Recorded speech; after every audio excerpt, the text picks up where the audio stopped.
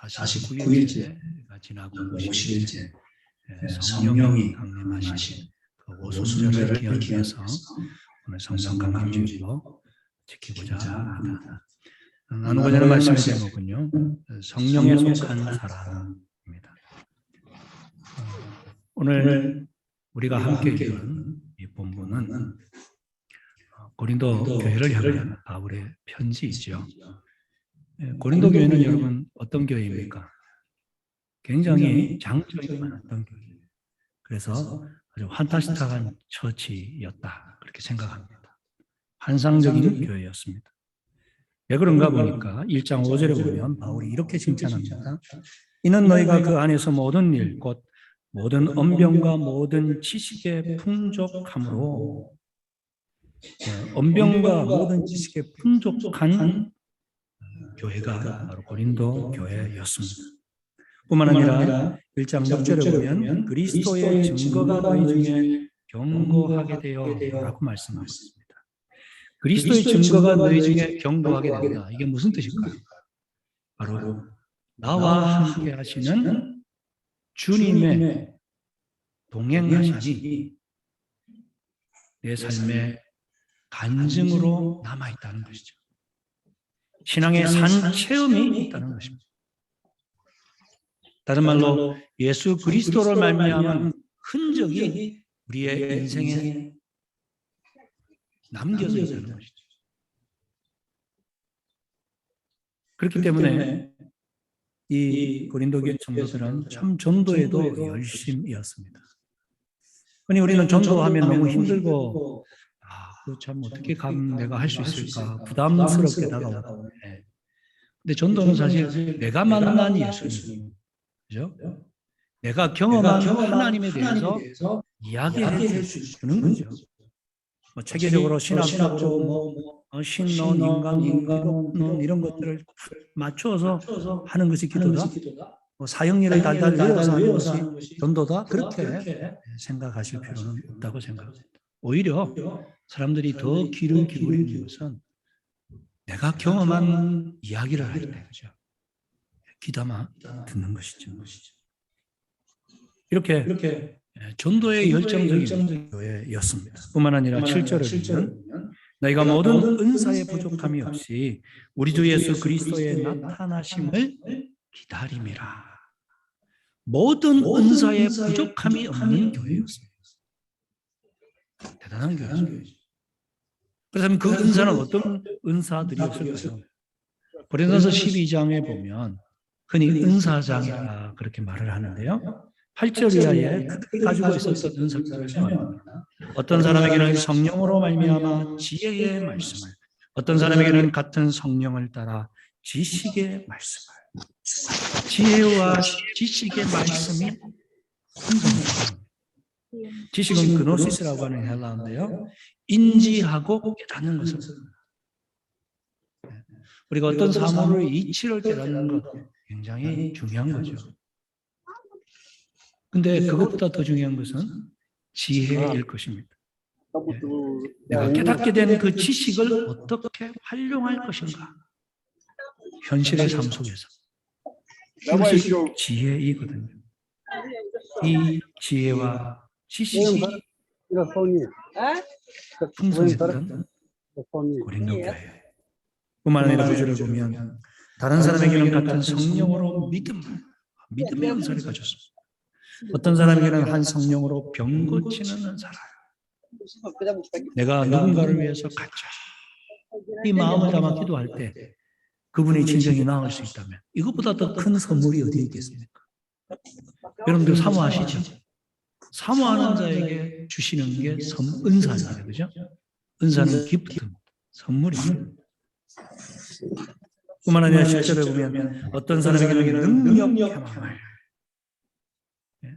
이것은 영적인 전쟁을, 영적 전쟁에서 승리할 수 있는, 어떤 사람에게는 예언함을, 어떤 사람에게는 영들 분별함을, 또 다른 사람들에게는 각종 방언 말함을, 또 어떤 사람들에게는 방언들 통역함을 주셨나니. 여러분 혹시 방언의 은사를 가지고 계십니까? 네, 아멘 하시고 마음껏 활용하시기 바랍니다.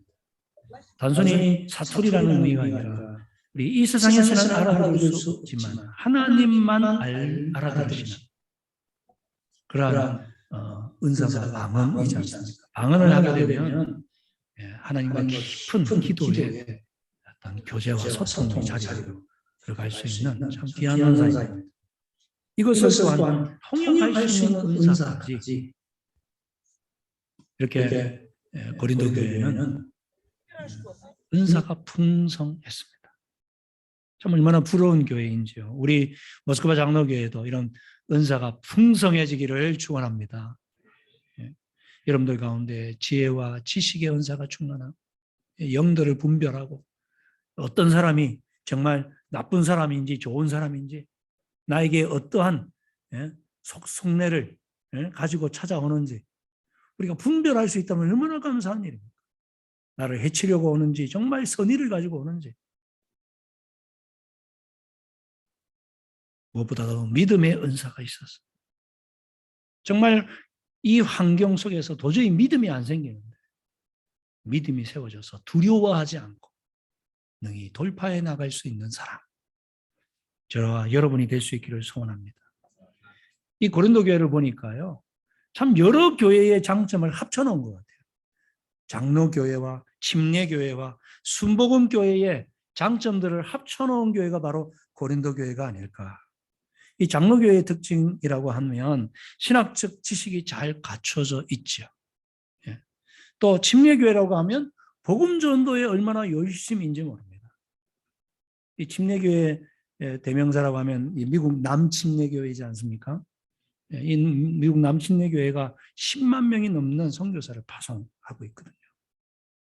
우리 한국교회가 이제 한때 3만 3천까지 갔었는데 이제 코로나 사태로 여러 가지 문제로 지금은 한 2만 2천 정도로 다시 줄었다. 그런 이야기들이 오고 가고 있습니다. 순복음교회는요 얼마나 은사가 풍성한지 그러한 다양한 교회들의 장점들을 합쳐놓은 교회가 고린도 교회였습니다. 성경적 지식이 풍부하고 말도 논리적으로 잘하고 전도에도 열정적이고 은사도 풍부한 교회. 근데 문제는 이 고린도 교회를 향해서 바울이 칭찬만 하는 게 아니라 꾸짖고 있다는 것이죠. 처음부터 꾸짖을 수 없으니까 처음에는 이렇게 장점들을 이야기해놓고 그 다음 실제로 하고 싶은 이야기가 그 다음에 있는 거죠. 사실 이 고린도 전서는 고린도 교회의 문제를 해결하기 위해 쓴 편지입니다. 그렇다면 이들에게 있어서 가장 큰 문제는 뭐였을까요? 이렇게 많은 장점이 있는데도 불구하고 하나님 앞에서 꾸중을 들을 수밖에 없었던 문제. 그것을 바울은 두 종류의 신앙인을 분류하면서 이야기를 하고 있습니다. 그것이 바로 14절 이야기인데요. 육에 속한 사람들은 하나님의 성령의 일들을 받지 아니하나니 이는 그것들이 그에게는 어리석게 보임이요 또 그는 그것들을 알 수도 없나니 그러한 일은 영적으로 분별하기 때문이라. 바울은 고린도 교회 성도들을 향해서 너희는 육에 속한 사람이야. 그렇게 꾸짖고 있습니다. 육에 속한 사람은 성령의 하시는 일들을 깨달을 수 없어. 그것들이 어리석게 보여. 그렇죠, 여러분? 예수를 안 믿는 분들은요, 예수 믿는 사람들의 행동이 참 어리석게 보여요. 왜 자기를 위해서 그렇게 마음껏 살지 못할까? 네? 왜 그렇게 시간과 물질을 다른 사람들을 위해서 그렇게 낭비할까?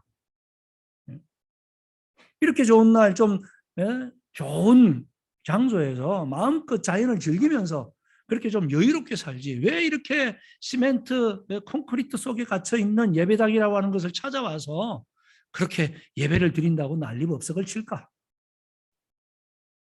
육에 속한 사람은 영에 속한 사람의 그 삶을 이해할 수 없다.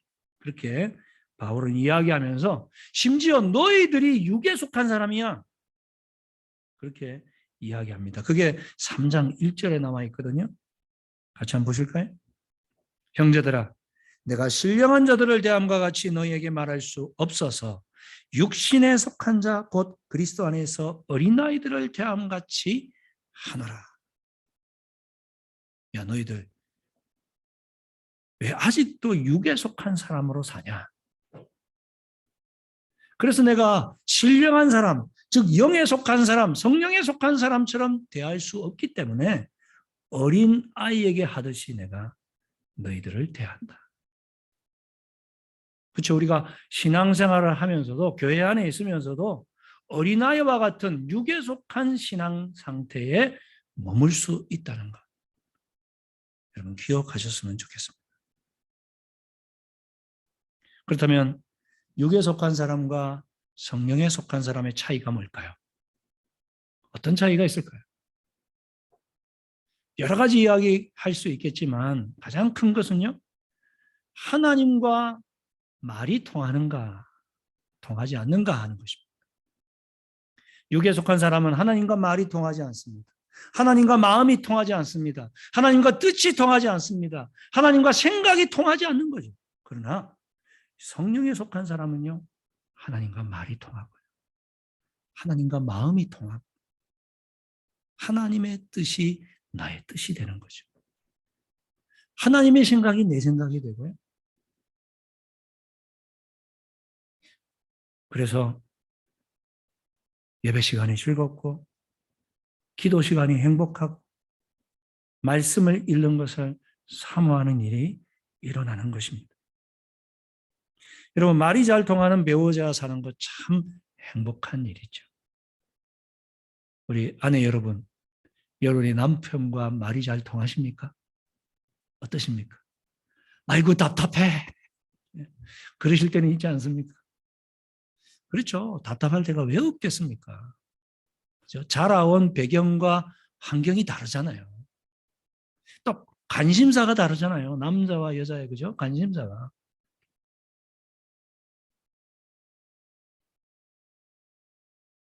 그런 면에서 볼 때 말이 잘 통하는 배우자와 산다는 것은요. 참 복된 일입니다. 여러분 배우자를 고르실 때 우리 청년 여러분 말이 통하는 사람과 사귀어야 됩니다. 아무리 키가 크고 잘생기고 물질을 많이 가지고 있고 통장 잔고가 가득해도 말이 안 통하면요 못 삽니다. 그죠? 답답해서 못 삽니다. 그렇다면 말이 통한다는 말이 뭘까요? 아까 말씀드린 것처럼 생각이 통하는 것, 마음이 통하는 겁니다. 가치관이 통하고 신앙이 통하는 것입니다. 왜 교회에서는 불신자와 결혼하지 말라 그런 말을 할까요? 왜 성경도 그렇게 이야기할까요? 믿지 않느냐 아니하는 자와 멍에를 같이 매지 마라. 다른 데 있지 않습니다. 결국은 마음이 잘 안 통하거든요. 어떤 문제를 결정할 때 그죠? 배우자와 함께 의논을 해야 되는데 이 문제를 결정할 때 말이 안 통하는 거예요. 내가 생각할 때는 이게 너무너무 중요한데 상대방은 별로 중요하게 생각하지 않는 거예요. 그래서 다투게 되고 마음이 상하게 되고 결국은 헤어지게 되기 때문에 그래서 우리가 같은 신앙을 가진 사람과 결혼을 하는 것이 좋겠다. 그런 말을 하는 것입니다. 성령에 속했다는 말은 하나님과 마음이 통한다는 말입니다. 같은 가치관을 가지고 있기 때문에 점점 신앙생활을 할수록 누구를 닮아갈까요? 하나님을 닮아가는 것이죠. 하나님이 우리가 눈에 보이지 않기 때문에 눈에 보이는 하나님으로 누가 오셨습니까? 예수님이 오셨죠. 그러므로 성령에 속한 사람은 예수님을 닮아가는 겁니다. 예수님과 말이 통하고 예수님의 말씀이 그런 뜻이구나. 내가 그렇게 살아야지. 내가 육의 사람인지 영의 사람인지는요. 그러므로 내가 정말 주님을 닮아가고 있는가? 라고 하는 것을 생각해 보면 잘 알 수 있는 교훈입니다. 여기에 덧붙여서 바울은 구체적으로 고린도 교회의 성도들이 육신에 속한 이유에 대해서 꾸짖고 있는데요. 3장 3절을 보면 이렇게 기록하고 있습니다. 너희는 아직도 육신에 속한 자로다. 너희 가운데 시기와 분쟁이 있으니 어찌 육신에 속하여 사람을 따라 행함이 아니리요. 너희들이 예수를 믿는다 하면서도 여전히 육에 속해 있구나. 왜냐하면 너희 가운데 시기와 분쟁이 있기 때문이라. 4절 말씀해 보면 그 분쟁의 이유를 설명합니다. 어떤 이는 말하되 나는 바울에게라 하고 다른 이는 나는 아볼로에게라 하니 너희가 육의 사람이 아니리요. 야, 바울 선생님에게 나는 가르침을 받았어. 무슨 소리야? 아볼로 선생님이 최고야? 아볼로 선생님에게 나는 가르침을 받았어. 무슨 소리야? 예수님께서 반석이라고 세운 게바에게서 나는 세례를 받았어. 야, 바울 게바 예수님이 최고야. 나는 예수님의 가르침을 따라. 이러한 분파가 고린도 교회 안에 생기기 시작했습니다. 바울파, 게바파, 아볼로파, 심지어 예수파까지.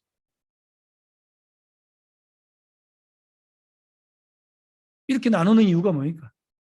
내가 최고다라는 거죠. 내가 믿고 있는 이 진리, 내가 신봉하고 있는 이 교리가 최고야. 우리 모스크바 장로교회는요, 우리 황상호 목사님이 우리 예장 고신 출신이시죠. 그래서 행정적으로는 이제 우리 고신이 속해 있는 유럽 총회에 속해져 있습니다. 그렇지만 우리 교회는 다양한 분파와 교단을 배경으로 가지고 있는 분들이 출석하고 있습니다. 각 교단과 교파마다 장점이 있어요. 저는 그 장점들을 서로 존중해 줬으면 좋겠습니다. 저는 우리 순복음이 가지고 있는 은사를 너무 저는 좋아합니다. 여러분, 은사를 사모하십시오. 뿐만 아니라 침례교가 가지고 있는 그 열정적인 그 전도 사모하시기 바랍니다. 우리 장로교인들은요, 너무 점잖아. 제가 어렸을 때는요, 박수치고 예배 시간에 찬양하는 것 있을 수 없었습니다. 심지어 새벽 기도 시간에 막 소리를 지르면서 주여 이렇게 기도하면요, 누군가 이렇게 찾아와서 콕 찔러요. 조용히 하소. 혼자 기도하여. 그런 분도 계셨어요. 근데 여러분이 볼 때 제가 장로교 목사 같습니까? 오순절 같죠? 막 박수치고 막 방언도 하고. 제가 어렸을 때는 그게 최고인 줄 알았어요. 순교자의 정통을 이어받아. 우리는 감옥까지 간 믿음을 지킨 그런 후예들이야. 막 이런 강조 들었거든요. 근데 실제로 그분들의 믿음이지 우리는 그런 믿음을 안 가지고 있더라고요. 좋은 전통은 지켜야 되지만 그러나 그것 때문에 다른 교단과 교파를 배격한다면 이것은 하나님이 기뻐하시는 일이 아닙니다. 내 믿음만 최고야? 그렇지 않습니다. 다른 교단과 교파의 믿음도 얼마나 값지고 아름다운지 모릅니다.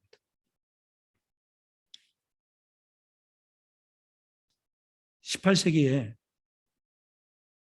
모라비안 교도들이 전도를 얼마나 열심히 했는지 모릅니다. 칼빈을 위시한 장로 교도들이 이 복음에 눈을 뜨고 선교를 시작한 것은 그 이후의 일입니다. 그들은요, 열정적으로 복음을 전했습니다. 아메리카 인디안들에게 복음을 전한 사람들도 바로 그 사람들이 이 독일에서 시작된 그리고 지금의 체코 쪽에 많은 모라비안 교도들이 지금도 존재하고 있습니다. 근데 한때 이 사람들을 장로 교도들은 이단으로 막 몰아붙여. 여러분, 성령에 속한 자의 특징이 무엇일까요? 그것은 바로 용서하고 또 화목해 하고 나와 다름을 다르다 그러지 틀리다 하지 않고 품을 수 있는 마음을 가진 사람. 그 사람이 바로 성령이 충만한 사람이요. 성령에 속한 사람입니다. 독선적인 교회가 있는가 하면 포용적인 교회가 있습니다. 우리 교회는 포용적인 교회가 되었으면 좋겠습니다. 상대방의 다름을 존중해주고 그분이 가지고 있는 장점을 내가 본받으려고 애를 쓰고 잘못된 점이 있다면 서로 용서해주고 품에 안아줄 수 있는 그런 사랑의 공동체. 나누어지는 것이 아니라 하나가 되는 공동체. 그런 사람이 성령에 속한 사람인 줄 믿습니다. 성령에 속한 사람은요, 하나님이 주시는 감동과 감화가 있는 사람입니다. 성령의 감동과 감화가 있는 사람. 성 어거스틴이 참회록이라고 하는 그런 책을 썼는데요. 그가 이런 내용을 이야기하고 있습니다. 지정의를 움직이는 인간의 인격은 마치 풍향계와 같다. 지정의를 움직이는 인간의 인격은 마치 풍향계와 같다. 우리가 뭔가를 깨닫고 그리고 감정적으로 느끼고 의지적인 결단을 하는 이 지정이라고 하는 이것이 있어야 우리가 인격체잖아요. 그런데 이 인격이라고 하는 것은 풍향계와 같다. 무슨 말입니까? 풍향계는 바람이 어디로 부는지를 가르쳐 주는 것입니다. 풍향계는 스스로 움직이지 않습니다. 뭐가 필요합니까? 바람이 필요합니다. 그래서 풍향계가 움직인다는 말은 또 바람이 부는구나. 이번에는 동쪽에서 서쪽으로 부는구나. 서쪽에서 동쪽으로 부는구나. 제가 여기 모스크바에 와서 알게 된 사실이요. 모스크바의 바람은 항상 지구의 자전에 의해 서쪽에서 동쪽으로 분다는 거예요.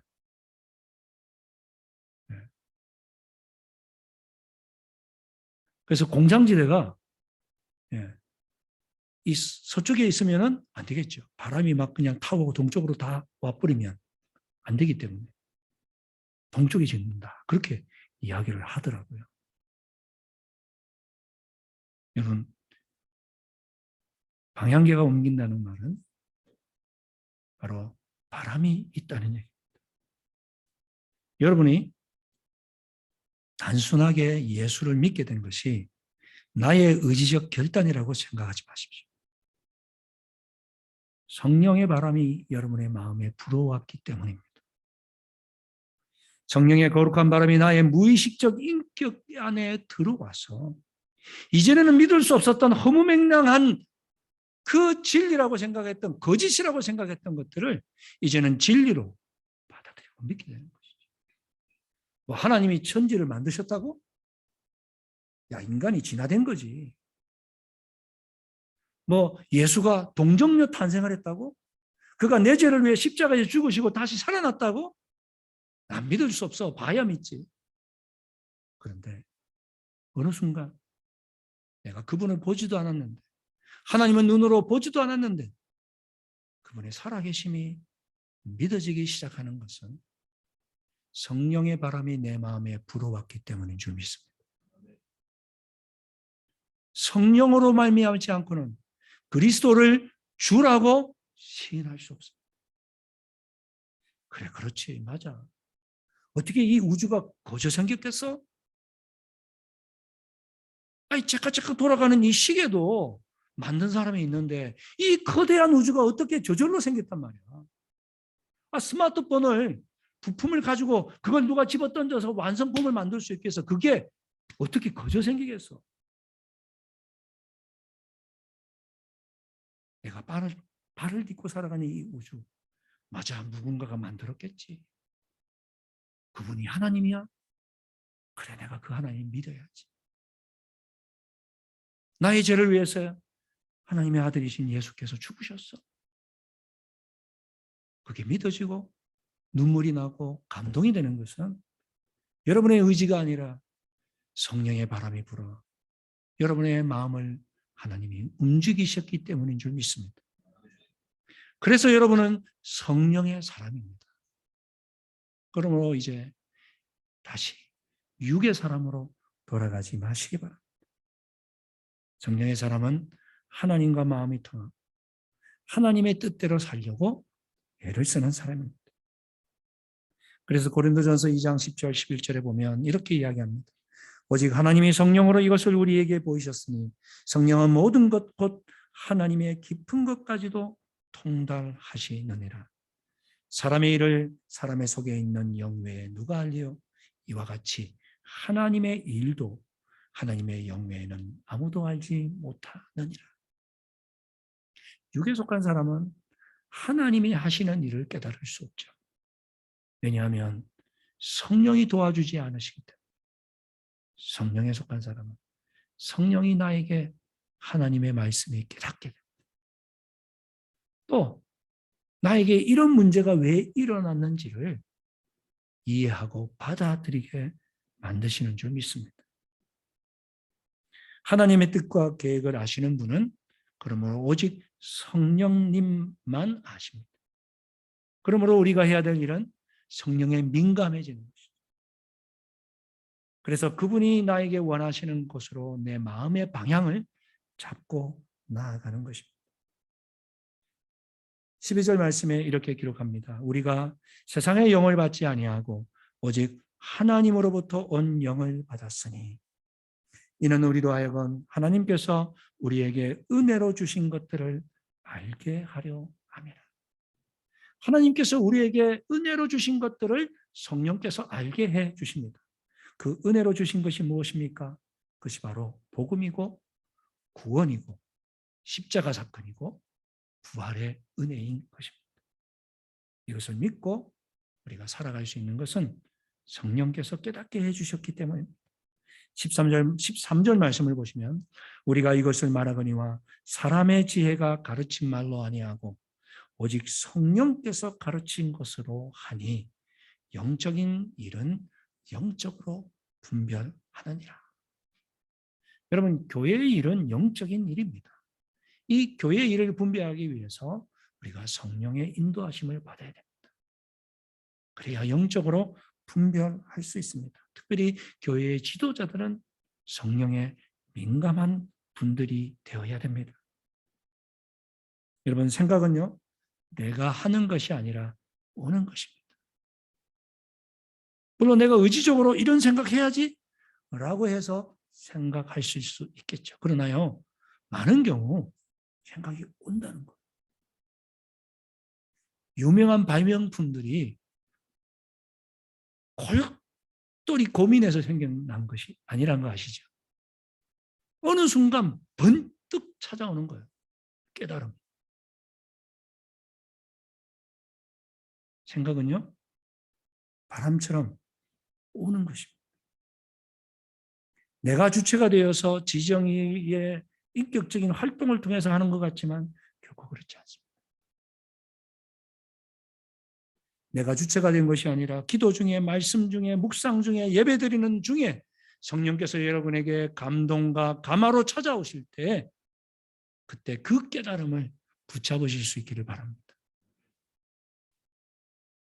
그 인도하심을 따라 많은 사람들이요, 하나님의 나라를 위해서 헌신했죠. 선교사로 가기도 하고요, 목회자가 되기도 하고요, 내가 있는 곳에서 모든 것을 내려놓고 또 가난한 자들을 위해 구제하기도 하고요. 14절 말씀을 보면 육에 속한 사람은 하나님의 성령의 일들을 받지 아니하나니 이는 그것들이 그에게는 어리석게 보임이라. 또 그는 그것들을 알 수도 없나니 그러한 일은 영적으로 분별되기 때문이라. 그렇습니다. 여러분, 육에 속하지 마시고 영에 속하시기 바랍니다. 그래서 하나님이 원하시는 일을 하시기 바랍니다. 하나님이 원하시는 방향으로 인생을 살아가셨으면 좋겠습니다. 여러분, 성령에 속한 사람은 하나님과 통하는 사람이라고 말씀드렸습니다. 무엇이 통하는 것입니까? 그분과 말이 통하고 마음이 통하고 생각이 통하는 것입니다. 그러기 위해서 우리 모두 성령에 속한 사람 되어서 성령의 인도하심을 따라 살아가는 저와 여러분이 되시기를 간절히 소원합니다. 이 시간 우리 찬양을 부르면서 성령이 나를 인도해